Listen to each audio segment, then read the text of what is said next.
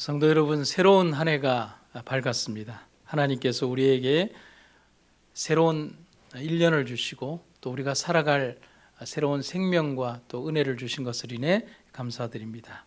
오늘 저는 신년의 첫날, 우리가 신년 안식일로 선포한 이날에 첫 제목으로 두려움 없이 전진하라는 제목으로 함께 은혜를 나누겠습니다.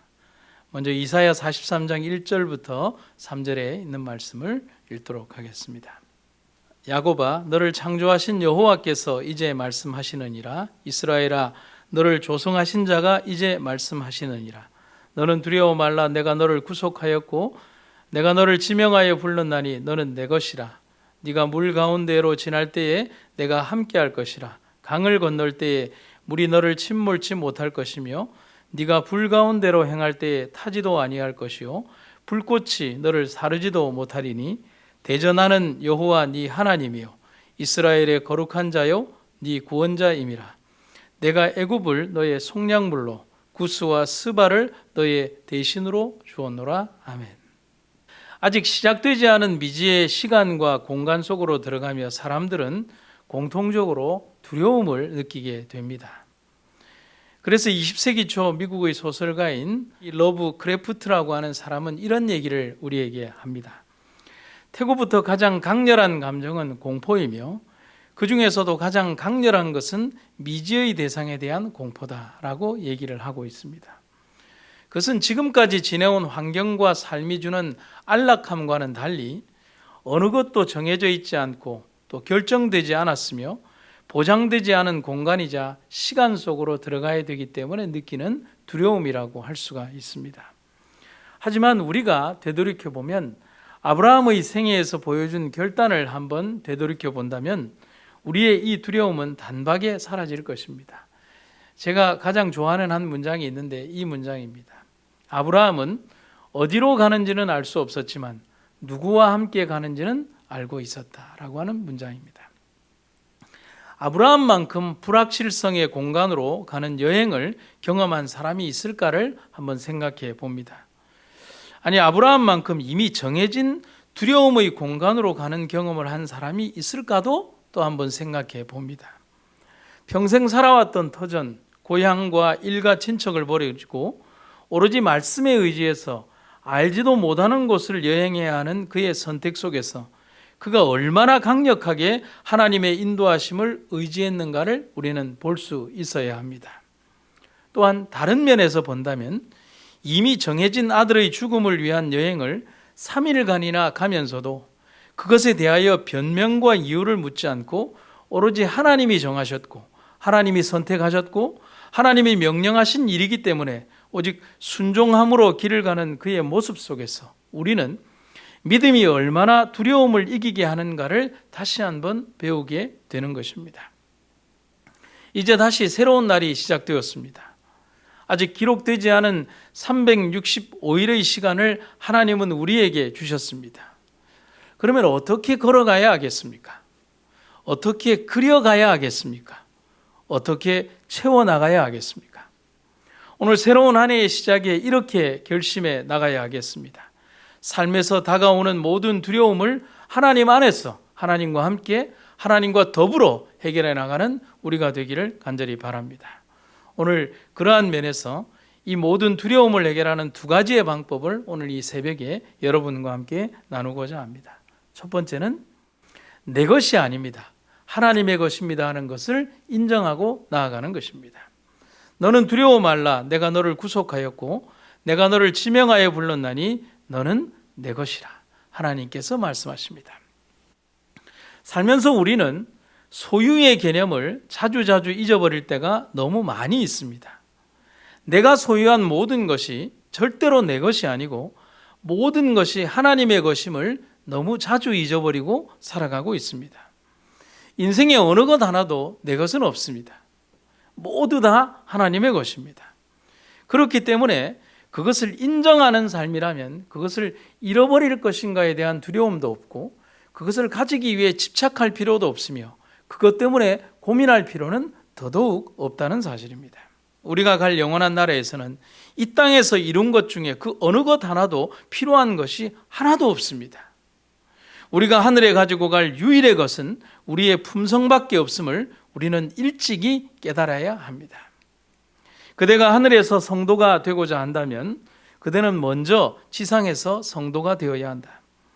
그대가 사는 동안 간직하고 있는 품성의 특성은 죽음에 의해서나 부활에 의해서 변하지 않을 것이다. 그대는 가정과 사회에서 나타냈던 동일한 성향을 가지고 무덤에서 나올 것이다. 예수님은 당신의 재림 때 품성을 변화시키지 않으신다. 변화의 사업은 지금 이루어져야 한다. 우리의 매일의 생애는 우리의 운명을 결정하고 있다. 우리가 하늘의 처소에 적합한 자가 되려면 그리스도의 은혜를 통하여 품성의 결함들을 회개하고 극복해야 하며 이 은혜의 시기 동안에 균형 잡힌 품성을 이루어야 한다. 무엇에 더 갈급해야 하고 무엇에 더 집착해야 하고 무엇을 가지기 위하여 노력해야 되는지를 분명히 증언의 말씀은 우리에게 말하고 있습니다. 하지만 사람들은 영혼을 위하여 살아가기보다는 영원하지 않은 것에 더 목말라하며 살아가고 있습니다. 여러분, 그러한 지적과 그러한 선택이 오늘 우리의 선택이 되지 않기를 간절히 바랍니다. 눈으로 보이는 세상의 모든 땅을 정복했던 왕이 있습니다. 알렉산더입니다. 33살의 젊은 나이에 세상의 끝이라 여겨졌던 동방의 땅을 정복하고서는 히말라야의 흰 눈을 부여잡고 신이시여 왜 저에게 더 정복할 땅을 주시지 않습니까? 라고 통곡했던 왕이 알렉산더입니다. 그가 세상을 다 정복하고 난 다음에 불과 1년 만에 죽음을 맞이하면서 그는 그 옆에 있는 사람들에게 이런 유언을 남깁니다. 내가 죽거든 관 밖으로 손을 보이게 하라. 온 세상을 정복하고도 부족한 나였지만 이제는 빈손으로 간다는 것을 모든 사람들에게 알게 하라. 온 세상을 정복했던 그였지만 그가 가지고 갈 수 있는 것은 아무것도 없었습니다. 현대에도 무관하지 않은 사람이 있습니다. 여러분, 휴대폰 하나로 세상을 혁신으로 몰고 갔던 사람 스티브 잡스입니다. 그가 췌장암으로 세상을 떠날 때의 나이가 55세입니다. 그가 세상에 남긴 유산은 디즈니의 주식과 애플의 주식을 합쳐서 80억 달러, 한화로 약 10조 원에 해당하는 돈이었습니다. 하지만 그가 남긴 재산은 그에게 정작 그가 세상을 떠날 때 그에게 한 푼의 가치도 없었습니다. 우리의 생각과 선택이 절대로 늦어져서는 안 됩니다. 하나님을 향한 우리의 마음이 가치가 없어져서는 안 됩니다. 우리에게 주신 재능과 재물이 하나님을 위해 쓰여질 때 가장 가치 있는 것임을 잊어서는 안 됩니다. 주께서 예루살렘으로 입성하실 때 그가 말합니다. 주께서 쓰시겠다고 하라. 그 말씀과 명령이 여전히 살아서 우리의 삶을 인도하는 하나님의 명령과 말씀이 되기를 간절히 바랍니다. 그렇게 함으로 우리는 우리의 보화를 하늘에 두게 되는 것입니다. 바울이 오늘 이렇게 고백을 합니다. 나의 나 된 것은 하나님의 은혜로 된 것이라고 말입니다. 오늘 여러분들의 삶의 존재, 오늘 우리들의 살아가는 오늘의 모습, 우리가 그려갔던 모든 삶의 궤적들, 그리고 우리가 이루었던 모든 것들이 나의 능력이 아닌 하나님의 은혜와 사랑으로 되었다는 사실을 인정하는 그런 삶이고 그런 한 해가 되기를 간절히 바랍니다. 두 번째는 그렇기 때문에 우리는 두렵지 않습니다. 그리고 두려워할 필요가 없다는 사실입니다. 우리가 앞으로 맞이할 시간에도 수없이 많은 사건과 사고들이 있을 것입니다. 그리고 해결해야 할 너무나 많은 문제들이 오늘 우리의 앞에 존재할 것입니다. 우리의 미래에 맞이할 모든 일들은 결코 우리가 생각할 수 없는 문제들처럼 보일 수도 있습니다. 혹 그런 순간이 오면 또 그리고 그때가 되면 절대로 두려워하지 말고 두 가지만을 기억하시면 됩니다. 나는 지금 하나님과 함께 하고 있다. 그리고 하나님이 지금 나와 함께 하고 있다. 그리고 두 번째는 내 방법, 내 생각, 내 행동이 먼저가 아니라 이 모든 것을 하나님께 먼저 말할 것이다. 나는. 시편 기자의 말입니다. 여호와를 의뢰하여 선을 행하라. 땅에 거하여 그의 성실로 식물을 삼을지어다. 또 여호와를 기뻐하라. 저가 네 마음의 소원을 이루어 주시리로다. 너의 길을 여호와께 맡기라. 저를 의지하면 저가 이루시고 너의 의를 빛같이 나타내시며 너의 공의를 정오의 빛같이 하시리로다. 여호와 앞에 잠잠하고 참아 기다리라. 아멘.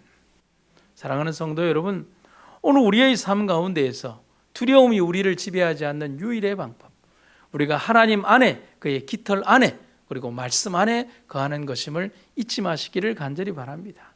아니, 여러분들은 이미 모르는 내용을 제가 말하는 것이 아니라 이미 알고 있지만 우리는 너무도 자주 잊어버리며 살아온 것은 아닌가를 생각해 볼 필요가 있습니다. 가장 강력한 믿음의 선택이, 또 우리를 둘러싼 하나님의 능력의 그 선택이 오늘 우리를 인도하시기를 간절히 바랍니다. 우리는 비록 흑암 중에 쌓여 도무지 앞을 볼 수 없는 때에라도 하나님의 명령을 쫓아 앞으로 전진하자.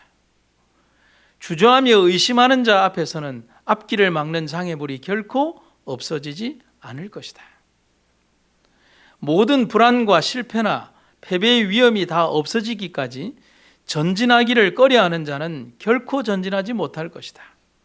믿음은 눈앞에 있는 어려움을 생각하지 아니하고 그 앞을 넘어다 보는 것이며, 또 우리가 보이지 아니하는 전능하신 분을 의지할 때 결코 우리의 앞이 막히지 않을 것이다. 믿음은 모든 위급한 때에 그리스도의 손을 굳게 잡는 것이다. 아멘. 사랑하는 여러분, 여러분의 그 연약한 손이, 저의 연약한 손이 그리스도만을 굳건하게 붙드는, 주여 축복하지 아니하시면 당신을 놓지 않겠습니다라고 절박하게 외쳤던 야곱의 야복강의 경험이 오늘 우리의 경험이 되기를 간절히 바랍니다. 오늘 설교 말씀을 마치면서 어제 부족하지만 오늘 신년을 위한 시를 한 편 좀 제가 쓰게 되었습니다. 비록 시인은 아니지만 이 시로 오늘 설교의 말씀을 마무리하고자 합니다. 제목은 가자라는 제목으로 함께 이 시를 읽어드리겠습니다.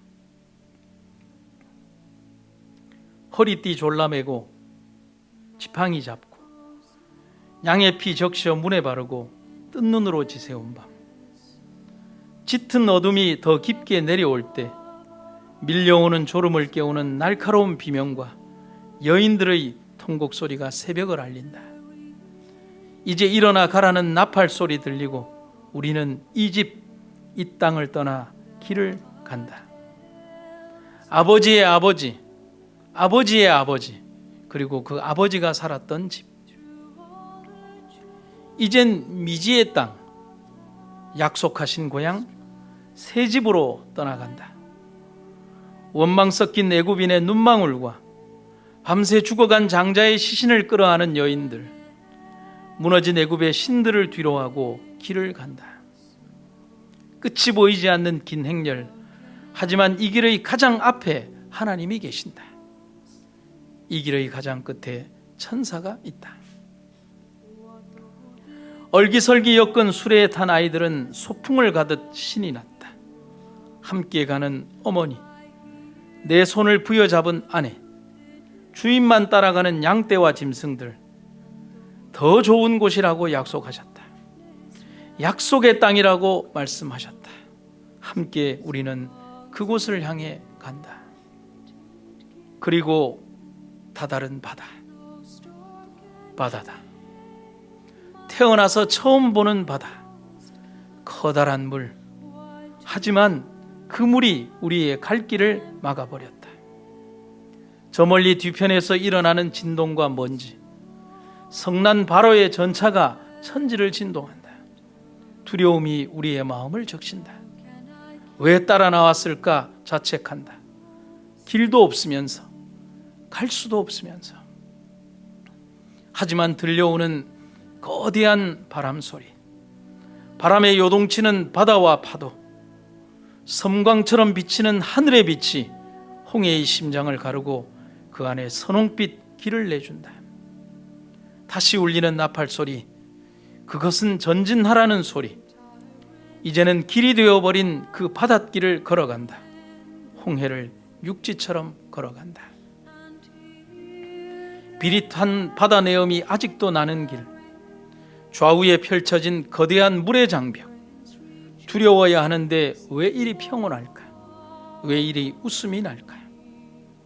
아이가 뛰어가서 물의 장벽 너머로 손을 넣는다.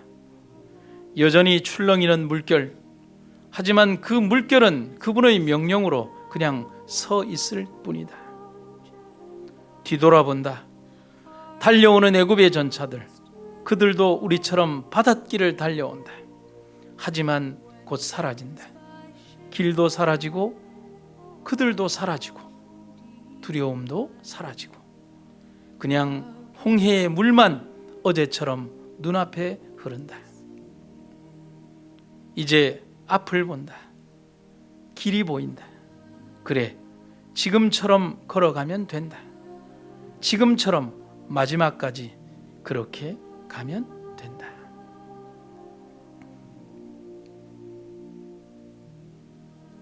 믿음으로 저희가 홍해를 육지같이 건넜으나 애굽 사람들은 이것을 시험하다가 빠져 죽었으며 우리의 앞에,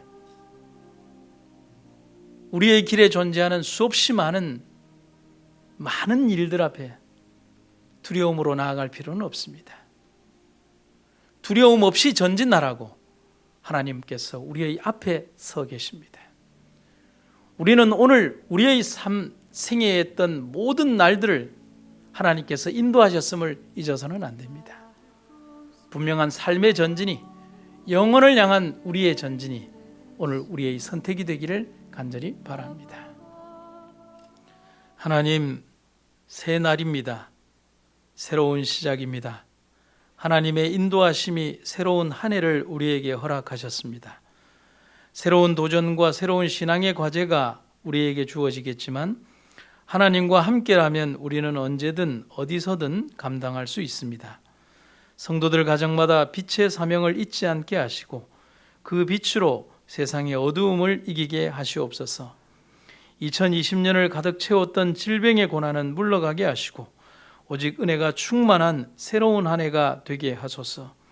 오늘도 여전히 말씀을 사랑하는 자들이 깨어 하나님께 거룩히 예배하는 시간, 축복과 은혜가 오늘로부터 마지막 날까지 이어지게 하옵소서. 예수님 이름으로 기도드립니다.